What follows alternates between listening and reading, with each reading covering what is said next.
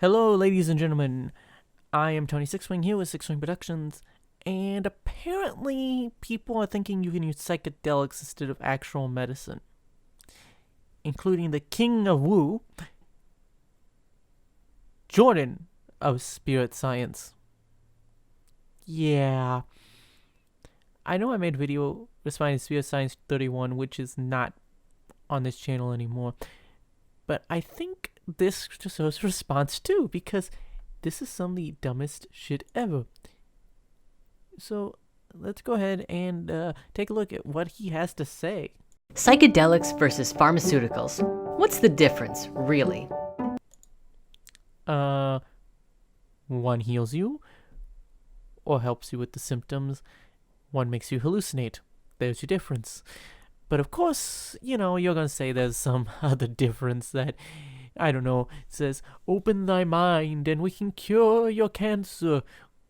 The difference between pharmaceuticals and psychedelics, when observing them through a lens of healing, can be described in a very simple manner. It's the difference between treating something at its surface in the form of symptom management and removing the cause of the problem outright by going deep to its core and addressing the reason for the issue in the first place.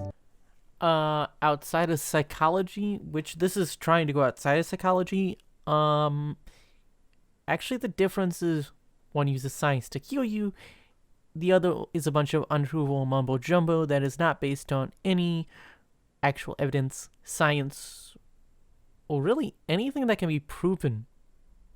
I mean, every single claim is either anecdotal or completely falsifiable, as in it's not real. Of course, he's going to keep saying that you should take psychedelics like magic mushrooms instead of antibiotics, and say that you might need something to numb the symptoms so painkillers are still okay. But, take mushrooms instead. Now, the conversation gets a little bit more tricky when we observe that psychedelics by their nature are not purely tools for self-healing, but can be used in a wide array of ways. For example, psilocybin cubensis, also known commonly as magic mushrooms, have been now very well documented to be powerful agents in helping individuals cure depression, anxiety, and even addictions when used purposefully with the intention of healing. That's only for PTSD, and it's only in the experimental stages.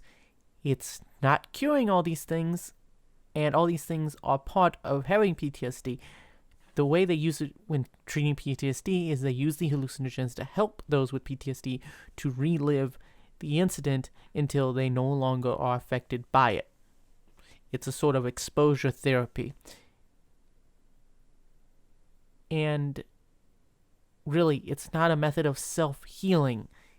It's a method of healing with assistance. There's self-healing, yeah.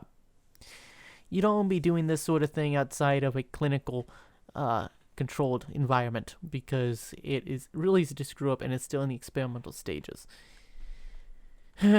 Oh, Jordan. Tell everyone to take magic mushrooms for their anxiety instead of actually finding ways to cope. Let's just hallucinate our ways out of it, Yet, at the same time, these mushrooms are commonly used as a party drug, used in small doses to enjoy raves, music festivals, and other social gatherings. While psychedelics today are largely illegal across the world, and they should be illegal across the world. Well, actually, no, they shouldn't be. I'm actually against making any drugs illegal. But if you need drugs to enjoy a party, it must not be much of a party. Come on, guys. There's something wrong with you if you need drugs to enjoy something. That thing more likely has something wrong with it. Pharmaceuticals are prescribed by doctors and generally used to numb the problem while the individual goes through their own healing experience, and hopefully one day resolves the problem within them. But when exploring the difference between pharmaceuticals and psychedelics, we must become very clear as to what's happening on the inside. A lot of proponents of using psychedelics for healing might suggest that they are the be-all and end-all of cure-alls for every disease and illness. But this isn't necessarily the case. First, we must understand why they work. What researchers are now finding is that upon taking psychedelics, they create an opportunity for the participant to gain the ability to self-heal by freeing themselves of the limitations of their perspective of reality. oh, so self-healing is not just a mental thing, because you're saying with all these drawings that you also think physical ailments can be self-healed by using psychedelics. It might give you the opportunity to do that. It's also going to give you the opportunity to have a really bad trip, like my friend who saw a dancing earthworm with a hat and a cane while on magic mushrooms. Yeah. Bad trips are a thing? Just ask anyone who's had a bad acid trip, and you understand that psychedelics, when used, must be used carefully if they're being used in medicinal settings, and should only be used for proper situations. This use it for everything idea that people are coming out with, it's really just an excuse to get high. Because, come on, our world right now is kind of either boring or stressful or just too miserably stupid to live in. That's why we all want to legalize weed, so we can get stoned and forget about how stupid all these people are. And allow wisdom and understanding to penetrate their body of consciousness. With this new awareness, their perspective shifts and they come to view the source of their depression or troubles in a new way, going to the core of what was causing the problem, bringing healing and forgiveness to that place and liberating them from their problem. Ayahuasca is a great example of this, as it is one of the deeper and more purgative psychedelics, which will help you in purging the old energy and perspectives that are trapped inside. There are a wide number of testimonials available on the internet now of people who claim to have purged their cancer and other diseases using this. Really? Purge the cancer? That was a joke, Jordan. That wasn't meant to be taken literally. You're not going to cure cancer with a psychedelic. Cannabis, possibly, there is some scientific backing to that idea. But magic mushrooms and meditation are not going to kill the cells. They have no connection to your brain. You can't kill them with your brain. The human body has many ways to take care of itself. And really what cancer is when the immune system fails to see a cancerous cell and eliminate it, because cells don't always duplicate properly. Now, there are certain things that you shouldn't be eating or consuming or being around, because those can increase the risk of a malfunction in the duplication process of a cell to cause cancer. But hallucinogens don't cure things. They're not a cure. Seriously. Plant medicine. And today, doctors have a hard time explaining how this is possible and are amazed nonetheless by the results. What we can truly learn from psychedelics is that if we're open to looking at life from a new angle, a new perspective, we can resolve any problem that we face. As Einstein said, we cannot possibly solve any problem with the same mentality that created it in the first place. Psychedelics offer us an opportunity to look at the world in a different way. Today, many may argue that it provides a more natural perspective of life and reality, which allows us to see the source of our problems more clearly and address them at that level.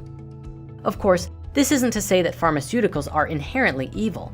It's truly a matter of intention. Sometimes an individual may need a numbing agent to deal with something in the present moment as they move forward on their path and get to a place where they can begin to address the problems on a deeper level. However, with all of the emerging research on psychedelics, there may come a time very soon when doctors and physicians around the world are called upon to begin to view psychedelics in a new way and see if there is a place for them in modern medical healing to create not only healthy bodies, but healthy mental and emotional states as well, and openly recognize the connection between disease and mental and emotional traumas. Okay, the problem with cancer is not a deeper emotional, psychological, spiritual level. Hallucinogens are not a natural way to see the world. If they were, we would see the world like that forever. Also, guess what?